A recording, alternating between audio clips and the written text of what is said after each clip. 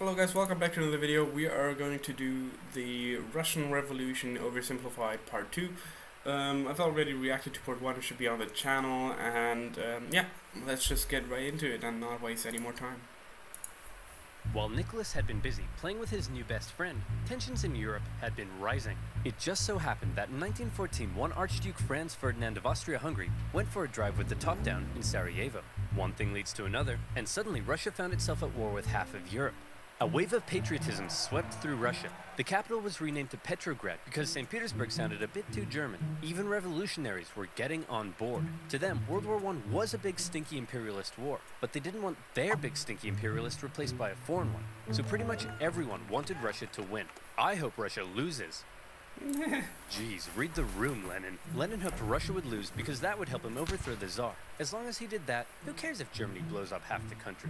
And blow up half the country, they did. Yeah. An inefficient Tsarist government meant there were shortages of just about everything you need to fight a war. And if losing a teensy-weensy war with Japan upset the people, losing a giant Wyatt war like this was much worse. Soldiers were deserting, the economy was imploding, and in no time, Russia was starving. The peasants were getting more peasanty, the workers were getting more workery, all the while Germany was getting more Germanery. Dmitri, we need to win this war. I need someone with a great military mind to step in and take control. You're right. How about General Hickenlooper? How about me? You can't run the war. Who'll be in charge of the country while you're gone? Obviously, my German wife and a homeless wizard.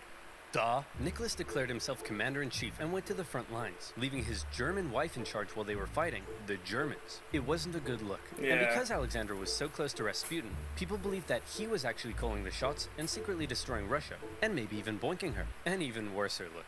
At this point, a bunch of nobles just couldn't take it anymore. Rasputin is destroying the country. We have to break his magic spell over the Tsar. But how? He's magic. Dude. Very cool. Hey, it's Rasputin. The sexy party is running a little late, but in the meantime, why don't you try one of these totally not poisoned cakes? Dude, why'd you say it like that? He's totally gonna know they're poisoned now. Shut up. I said they're not poisoned. Yeah. Dude, he just ate so much poison. How is he still alive? It must be the magic. Go with plan B. Is he dead? See, Boris? I told you he was the Antichrist and you didn't believe me. Can you shut up for 1 minute and help me roll him up? Are you sure he's dead? I don't know, but I'm supposed to be hosting a charity auction right now. Can we get this over with? Okay, now he's dead.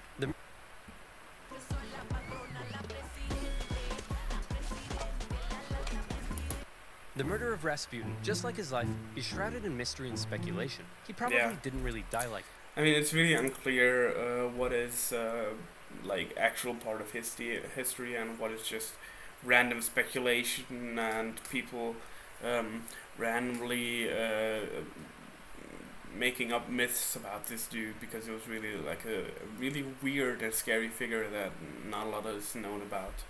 That. But he also probably didn't really heal people. He probably didn't influence the Tsar as much as people thought. He probably wasn't secretly destroying the country. But what he definitely did do, even in his death, was ruin the Tsar's reputation. Russia's autocracy looked more outdated than ever, and the Russian people were taking notice. Come on, men. Remember what we're fighting for. What are we fighting for? No. We're out. World War I left Russia broke, hungry, and exhausted. And with Nicholas acting as commander-in-chief, he was getting even more blame. For the second time, Russia was on the brink of revolution. Yep. By 1917, Russia had been fighting a war it couldn't afford for 3 years. They were running out of many things, most worryingly, food.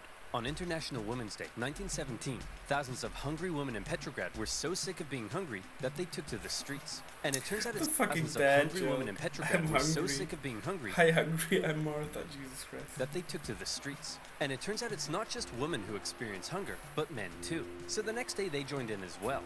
Gatherings on the streets were forbidden, but I'm not sure how you'd arrest 250,000 people. The crowds demanded an end to the war, an end to food rationing, and even an end to the Tsar's autocracy. Now, normally the troops would deal with this kind of thing, But as it turns out, soldiers get hungry too, and they were also tired of having to kill their fellow Russians so much. So entire regiments mutinied in the capital, and they joined the crowd as well, trashing symbols of the Tsar and his autocratic regime. Things were escalating very quickly. I mean, most dictators and monarchies, like, as soon as you lose the army, it's fucking over for you. Like, you're not going to be able to do anything, because then they're going to weaponize the people, you're not going to have access to anything anymore, pretty much, and you're just waiting for your doom at that point. Politicians watching the riots in the streets had long been dissatisfied with the Tsar, since he would shut their parliament down anytime they did something he didn't like. They believed the only way to bring stability back to the streets was for Nicholas II to abdicate. The riots continued. The police fired on soldiers. Soldiers fired on soldiers. The workers re-established the Petrograd Soviet. Politicians began arresting the Tsar's ministers. He may have been an autocrat, but he just lost complete control of his capital city. Talk about embarrassing. Nicholas, the troops have turned against us. The people have taken over the city. They've even cut my phone line. Hello? Hello? The phones are down. Things must be bad. I'd better go back there. Nicholas hopped on the next train back to Petrograd, but he never made it to the city. His train was met by military generals and other politicians. What's going on? Nicholas, look man, we need to talk. It's not you, it's us. Who am I kidding? No, it's definitely you. During the whole crisis in Petrograd, the liberals convinced the generals that if Nicholas abdicated, the people would calm down, and the generals were on board. They didn't have time to quell the chaos, because don't forget, they were still losing a global, all-encompassing war against the Germans. And with the military no longer on his side, Nicholas had no choice but to step down. Throughout his entire reign, he had done everything he could to keep all the power for himself, and in the end, that's exactly what left him with none. But then there was a big question. Who would replace Nicholas? Well, his son Alexei was next in line. Hey buddy, Daddy couldn't handle the complex socioeconomic problems of a giant multinational, multi-ethnic empire that's engaged in total war with all of Europe. You think you could give it a shot? Alexei just wasn't ready to be Tsar. Nicholas did have a brother, but given the state of the empire, he wasn't keen either. And so, 300 years of Romanov rule in Russia just kind of came to an end. The earlier 1905 revolution hadn't changed much, but this new revolution had left Russia without a Tsar. And still, before the year was over, there would be one more revolution left to come.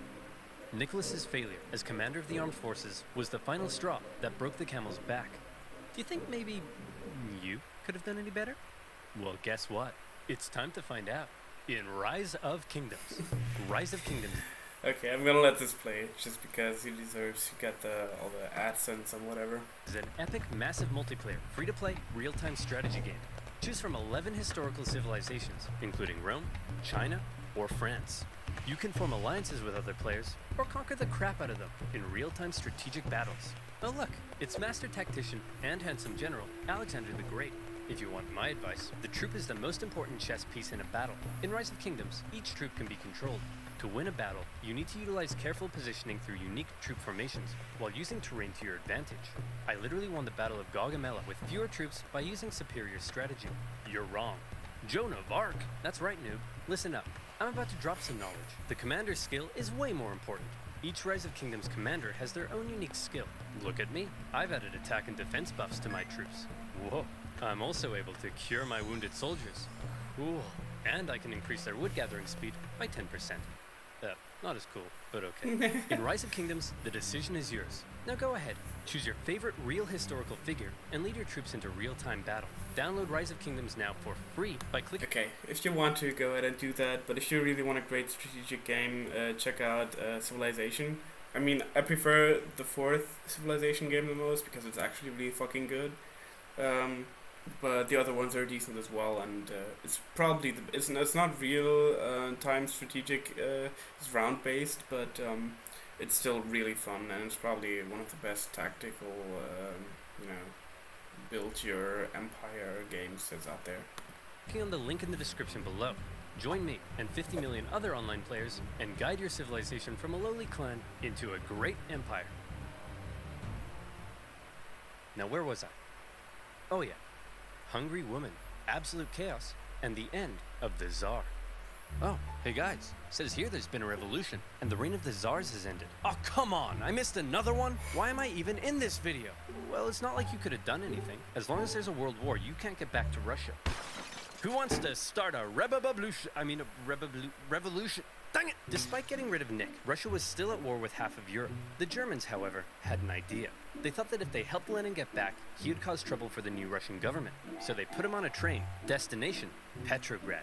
It was a long journey, and while Lenin was cooped up in his train... The whole thing with the renaming of cities is really interesting. I mean, there was obviously Stalingrad, which was renamed after the war.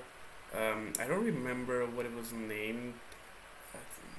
If I remember right, it was Volgograd, I think, but they renamed like some cities that had some connection to the previous government, which is kind of a theme here. Things in Russia were changing. Workers were taking control of their factories. Soldiers were socking it to their mean old officers. Without a czar, a big old power vacuum had opened up, and someone needed to fill it. The liberals proposed they be in charge, and they set up the provisional government. The workers, however, had already begun establishing local Soviets, largely controlled by the social revolutionaries and the Mensheviks. And since neither felt like they had the power to oust the other, Russia ended up in a classic dual power conundrum. The two coexisted, with the provisional government becoming the official government, and the elected Soviets issuing orders to the workers and soldiers. This power balance was delicate, and all it would take is one bold revolutionary to come along and give everyone a big-brained beatdown. Oh boy, Lenin's coming home. I can't wait for him to see all the great things we've accomplished, and I'm gonna show him my fan art. Oh look, here he comes now. Shut up, shut up! You all suck! The provisional government sucks, the Soviet sucks, even your fan art sucks!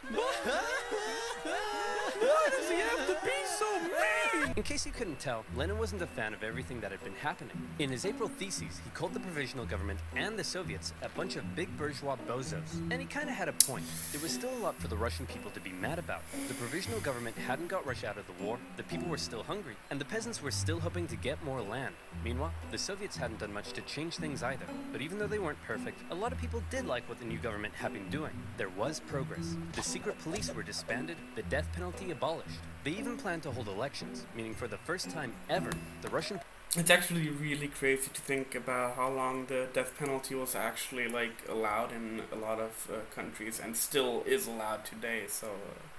People could choose their own government. To many, Lenin seemed like some out-of-touch weirdo. If Lenin wanted to go from whiny irrelevant zero to hunky communist hero, he'd need to shake things up a bit. So he and the Bolsheviks came up with a hot new slogan that promised to give the people what the provisional government wouldn't.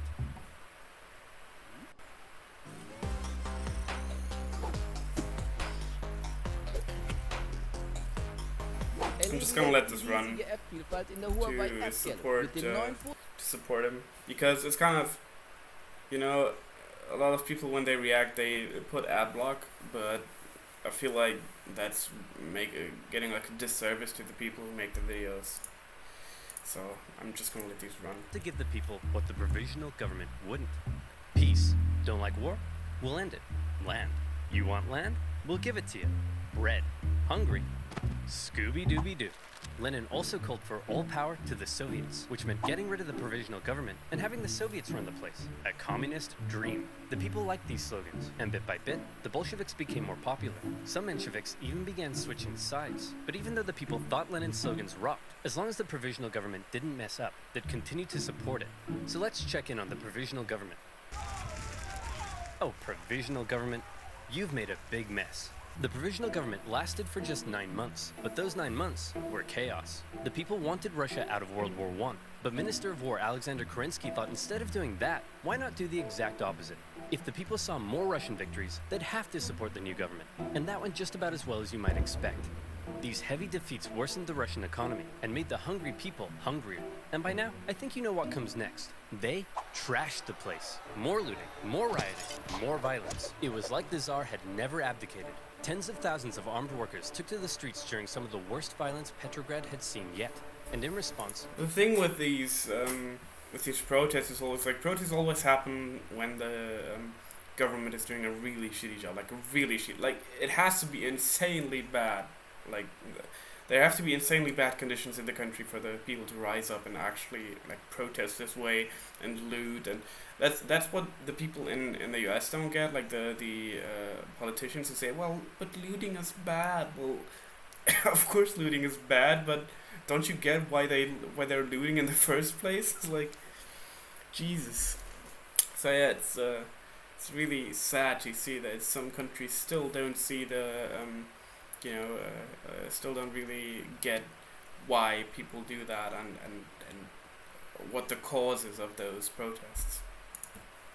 Kerensky called in the troops, who opened fire on the demonstrators. For now, Lenin and other Bolshevik leaders wanted to distance themselves from the violence, but the crowds marched under Bolshevik slogans, and as a result, Kerensky, now the prime minister, took the opportunity to stamp down on the Bolsheviks. Their leaders were arrested. Lenin was accused of being a German agent, and he was forced to flee to Finland in disguise. This sucks! Now I'll never get to have my revolution. Why are you wearing a dress? It's a disguise, idiot!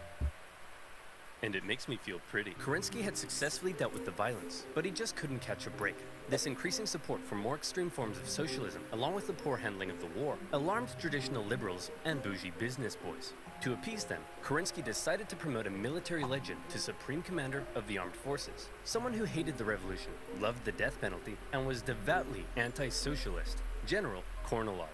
Hey man, thanks for the promotion. That was real swell of you. Of course, with you by my side, who would dare try to overthrow me? How about me?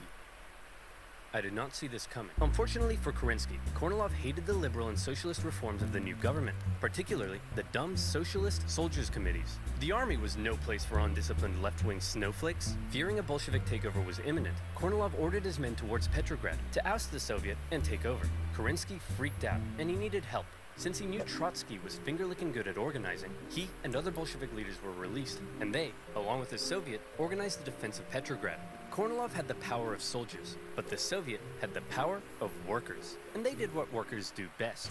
Railroad workers diverted Kornilov's men away. Telegraph workers messed with his communications. They even infiltrated his forces and encouraged the demoralized men to desert.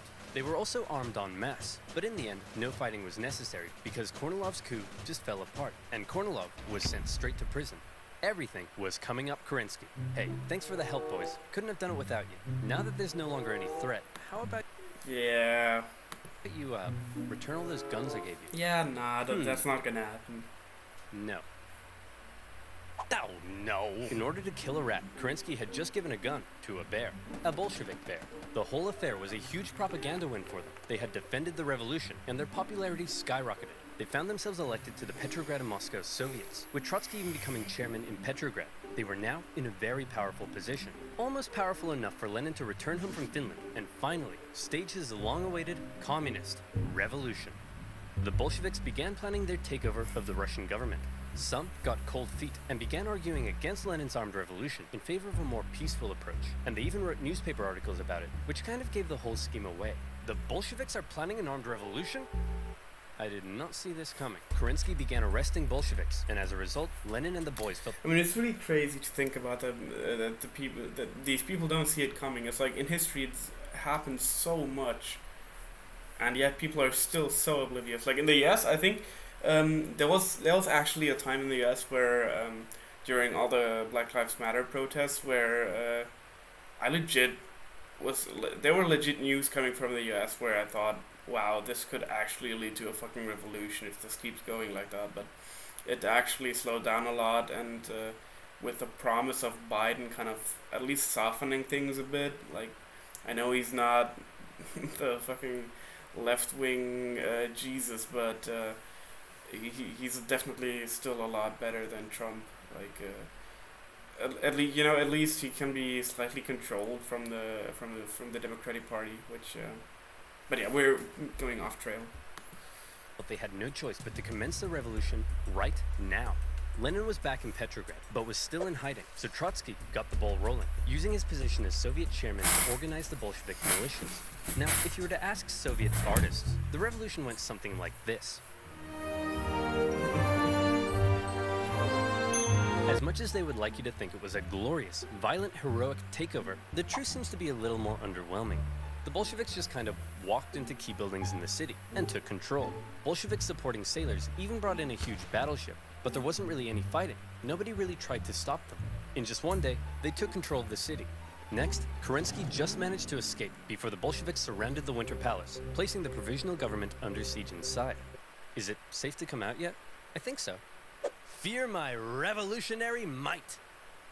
Give me that. That night, Lenin came out of hiding to play a bigger role in the revolution. With him back at the helm, they had one more job to do: storm the Winter Palace and arrest the provisional government. And here comes the final showdown. The palace was defended by a force known as the Battalion of Death, who immediately gave up. And just like that, Lenin had won.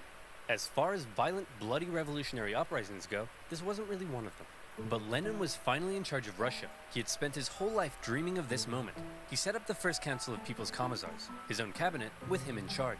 This was it, his chance to finally make his communist utopia, with equality and freedoms beyond compare. Hey Lenin, before we took power, they were planning on holding elections. Shall we go ahead with those? Of course. You can't have a communist utopia without high levels of political participation. The proletariat should be free to elect who it. What? The social revolutionaries won. We lost. Those don't count. Lenin claimed the elections were unfair, and the Constituent Assembly they created was counter-revolutionary. He presented the new assembly with a motion that basically said, sign here and give up your power. And when the assembly was like, no, Lenin said, see, they're disobeying me. Proof they're counter-revolutionary. Shut it down, boys. Moderate socialists and others weren't happy when Lenin had the assembly closed by force, and when campaigners began taking to the streets, they were fired upon. For Lenin, setting up a communist utopia was looking suspiciously like setting up a dictatorship. While he was implementing many of the communist policies you'd expect, he was also... I mean, there's definitely like a theme in a lot of people who want I mean, people always talk about communism being this great thing. They're like, obviously not everybody, but like I know some people who really, you know, are always speaking positively of communism and blah blah blah, and countries that have had like communist regimes were basically dictatorships most of the time and treated their people like absolute shit. So yeah, I mean, there's no good extreme. Like for me, moderate and leaning slightly left wing is probably the best thing. And you're keeping in mind what most people want, but yeah, being extreme in the far right or the far left is not good. Also refusing to work with other political parties and cracking down on opposition. Hey Lenin, are you setting up a dictatorship? I'll shoot you if you are. Of course not. What a crazy theory. Anyway, I'm pleased to announce I'm setting up a secret police force to repress and kill traitors. And by traitors, I of course mean anyone not loyal to me. Owie, owie, owie, owie, owie. The assassination attempt made on Lenin's life in August 1918 failed, but in response, the Bolsheviks ramped up their oppression. But while all of this chaos was erupting back home, Lenin and the boys were also distracted by another problem. They were still at war with the Germans, and they had promised to give the people peace. In deinem Profil schreibst du kochst gern? So yeah, there's like a, I mean, when we're talking about this, there's like, yeah, Trotsky, I told you before, Trotsky's going to play a really big role like in this war, so yeah, we're about to hear, I mean, it says here commissar for foreign affairs, but let's run this back a bit. Still at war with the Germans, and they had promised to give the people peace. So Lenin made Trotsky commissar for foreign affairs, and sent him off to negotiate a peace deal with the Germans. The Germans offered Trotsky really harsh terms, because they were winning the war. They demanded Russia give up a butt-ton of land, something that would be devastating to the economy. Look, I know it's not great, but I think we have to accept it. Are you insane? This will ruin us. Hey Trotsky, you got a big brain. What do you think? How about no war, no peace? What's that, Mr. Trotsky, sir? It's simple. No war means we'll stop fighting the Germans, but no peace means we won't sign the peace treaty either. Then, when the Germans say we've just stopped fighting, they'll have to leave us alone or something. Trotsky, that's genius. I could kiss you. Do you want me to kiss you? Stop asking me that. Trotsky's no war, no peace plan was a huge success. Oh, wait, no, just kidding. It went exactly as you'd imagine. When the Germans saw the Russians had stopped fighting, they slammed 700,000 troops deep into Russian territory with no resistance. Now, the new peace treaty offered by the Germans was way worse, with Russia losing a huge amount of territory, population, and resources. The Bolsheviks had no choice but to accept, and Russia was humiliated. With Petrograd now in an exposed position, Lenin moved the capital to Moscow, just in case. Things really weren't going well for Lenin, and many people were extremely unhappy with the Bolshevik government and its actions. Lenin, you've pissed off so many people that they've united against you. We're under attack. Relax, we always expected some counter-revolutionary pushback. I think we can handle a few angry monopoly men. But Lenin, it's not just the monopoly men. Okay, who are we up against? Well, the liberals, the social revolutionaries, national separatists in Poland, Finland, and the Ukraine, independent warlords setting up chiefdoms, anarchist rebels, the Green Peasant armies, the Cossacks, the Caucasian states, the Baltic states, the British, the French, the Americans, and the Japanese. Oh, and a legion of Czechoslovakian soldiers seem to have taken over the Trans-Siberian Railway and stolen all the imperial gold reserves. What? How could this get any worse? Oh, and it says here your mother-in-law is coming to stay. A variety of anti-Bolshevik forces had united together to topple Lenin's government, and Russia descended into a full-blown civil war. Now, the Russian Civil War was extremely intricate and would really need its own video, but essentially, the anti-Bolshevik white movement gained control of vast, underdeveloped areas, while the Bolshevik Reds controlled the industrial heartland. Using this to their advantage, along with the surprising military genius of Trotsky and the shocking disorganization of the White Army, the fortified Red Army gradually came out on top. It was an absolutely brutal conflict, with both sides committing horrendous atrocities. To maintain order at home, the Bolsheviks began the Red Terror, and the secret police would execute tens of thousands of suspected traitors. No one was safe from the violence, not even Nicholas himself. You've probably been wondering what Nicholas has been up to this whole time. Well, after his abdication, he and his family were placed under house arrest. At first, they were allowed to live in their usual luxury, but after Lenin took over, their conditions worsened. The Bolsheviks were just holding on to Nick until they could work out what to do with him, but the Civil War complicated things. The last thing they wanted was for Nick to be freed by the White Armies, and so, to stop this from happening, Nicholas's Bolshevik guards decided to act. It's not entirely certain whether Lenin ordered it, or if the guards were acting on their own volition. But on July 17th, 1918, with White Armies approaching, they woke Nicholas and his family in the middle of the night and brought them into the basement. There, a drunken squad of Bolsheviks murdered the entire family. Nicholas, the last Czar, once one of the most powerful men alive, had met a brutal end. I mean, you gotta see this. This is really big because they have had czars for so long to the point where it's like it's crazy to see this kind of this is like a really big thing for Russia. This is like one of their most important moments in history, basically, and the Tsar, the last Tsar dying, is kind of one of the benchmarks of this country. But after years of fighting and millions of deaths, Trotsky and his Red Army came out victorious. Wow, that was a close one. Okay, back to creating a communist utopia. How are we doing on that? Well, the Civil War helped create a massive famine and about 5 million people starved to death. There's massive inflation and the ruble is worthless. Hundreds and hundreds of kilometers of railway track have been destroyed. Disease and epidemics have killed 3 million. The population of Moscow and Petrograd has collapsed. Life expectancy has plummeted. Sailors in Kronstadt are rebelling. People are freezing to death in their own apartments, and life has been reduced to a constant search for food and shelter. Whoa. Well, this just means I'll have to work twice as hard, day and night, to save the country. Nothing will stop me, short of a couple of suddens. Yeah, he had strokes, which kind of...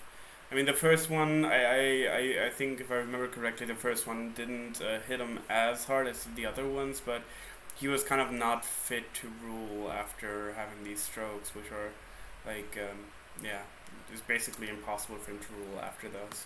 Strokes? Get the doctor. One thing you have to keep in mind is that everything I've been talking about, the Civil War, the assassination attempt, and Lenin's struggle to maintain control at home, were all happening around the same time, and it must have been extremely stressful. Lenin began getting headaches, insomnia, and in 1922, he suffered 2 separate strokes. As the Soviet Union was officially declared under a strict one-party system, Lenin's health continued to decline, and his ability to lead the Communist Party went with it. Everybody assumed Trotsky would succeed him. He was a great speaker, he'd won the Civil War, and he had a dope-ass train. The last person any... As I told you, Trotsky was really important for Russian history as well. He was a really smart person as well, so this is kind of would be, you think, the logical succession of Lenin, but... anyone expected to take over was Stalin. Stalin wasn't a great intellectual like Lenin, or a charismatic war hero like Trotsky. He was, as one Menshevik described him, a gray blur. Someone who operated in the background. Someone who you might not even notice. But it was in the background that Stalin would rise to power.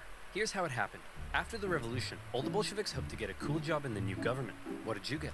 Commissar for War. Sweet! What'd you get? Secretary. Stalin was made general secretary for the Communist Party. It wasn't what he wanted, but Stalin quickly realized that even though it wasn't fancy, it was a powerful position. As secretary...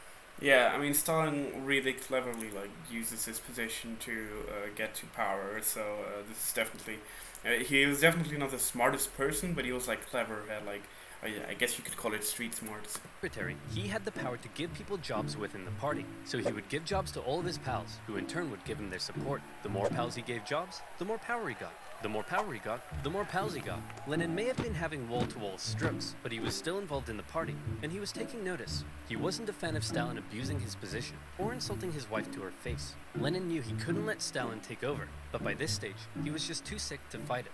Hey man, tell whoever's in charge of giving people jobs not to let that jerk Stalin become the next leader. By the way, who did I put in charge of giving people jobs? That would be Stalin, sir. Bleh. What? It's kind of funny that they reused the clip. Oops, I'm sorry. I don't know what happened there. It's kind of funny that they kind of redid the I mean, they had this clip right for, I don't know where, I think it was Second World War where they talked about this or some stuff, or the Cold War, I don't remember, but yeah, it was basically like they reused this clip, which is totally fine. The clip was funny the first time as well. Deja vu. Lenin's last wish was to not let Stalin take over, but by the time he died, Stalin was too powerful to remove. He had his remaining opponents arrested or killed. Trotsky was banished and fled to Europe. Eventually, he would be assassinated by Soviet spies in 1940. Our dear comrade Lenin has died. We should have a state funeral. No. Let's mummify him and put... It was really dangerous to be around Stalin at this time because he was basically everybody who didn't support him. Like if you heard the slightest bit of criticism around him, you were like on death watch basically. And especially in his later years, he became really erratic, and he didn't make rational decisions anymore. And he actually, like his death, his doctors were actually too scared to actually look at his conditions, and they were too scared to treat him because he killed a lot of his doctors when he wasn't happy with their work. And yeah, Stalin killed a lot of people in his or let them be kind of, you know, yeah, basically he treated them like shit and let them get killed a lot, or they just disappeared and nobody knew where they went. So yeah, really crazy motherfucker, this dude. Put him on display so people can look at his dead body forever. That's gross. You're gross. Guards, kill him. Lenin had waited so long to take control in Russia, but he never got to see his communist utopia. His short time in charge was spent dealing with the destroyed Russian economy, World War I, and the Civil War. He was cruel and merciless, but he really did seem to believe communism would make Russia a better place.